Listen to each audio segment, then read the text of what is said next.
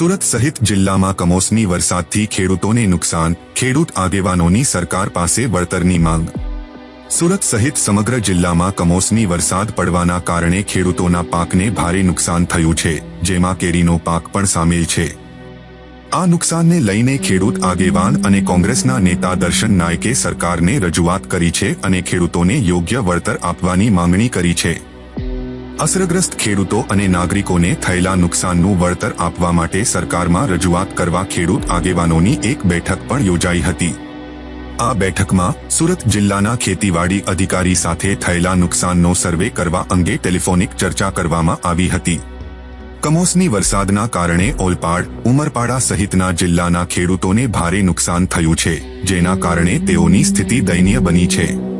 દક્ષિણ ગુજરાતના વલસાડ, નવસારી અને સુરત અને તાપી જિલ્લામાં માવઠાની અસરને કારણે મોટા પ્રમાણમાં કેરી, ચીકુ, બાગાયતી પાકો એ કેળ હોય, પપૈયા હોય કે અન્ય જે માંડવાઓ, વેલાઓના આધારિત જે ખેતી હતી એને પણ મોટા પ્રમાણમાં નુકસાન થયું છે।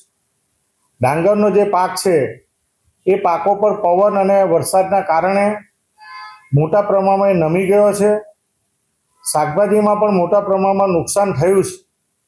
આ અનુસંધાનમાં સુરત જિલ્લાના મહુવા તાલુકો, ઓલપાડ તાલુકો, કામરેજ તાલુકો,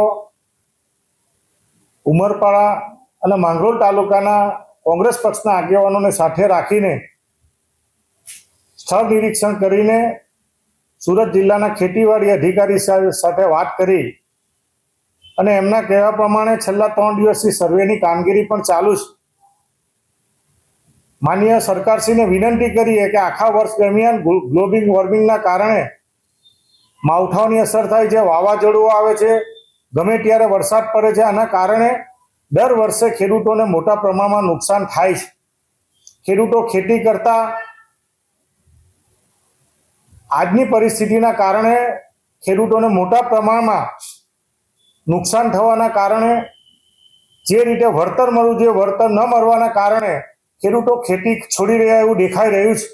આ અનુસંધાનમાં સરકારને વિનંતી કરીએ કે સરકારના જે નીતિ નિયમો છે એની ઉપરવટ ગઈને ખાસ પેકેજની માંગણી કરે, જેના કારણે દક્ષિણ ગુજરાતમાં મોટા પ્રમાણમાં કેરી અને બીજા પાકોને નુકસાન થયું છે અને કરોડો રૂપિયાના નુકસાનના કારણે ખેડૂતોએ ભોગવવાનો વારો આવ્યો છે। એટલે સરકારશ્રી તાત્કાલિક અસરથી સર્વે કરાયા પછી જે સરકારના નીતિ નિયમને બદલે ખાસ કિસ્સામાં પેકેજ જાહેર કરે એવી આપના માધ્યમથી અમે માંગણી વ્યક્ત કરીએ છીએ।